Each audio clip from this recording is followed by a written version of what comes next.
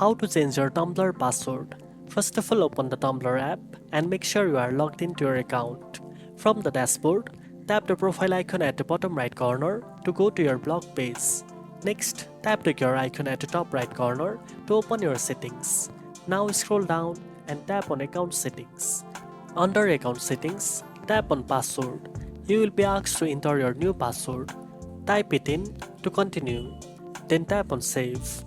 You will now be prompted to enter your last used password. Type in your last used password and tap on confirm to complete the change.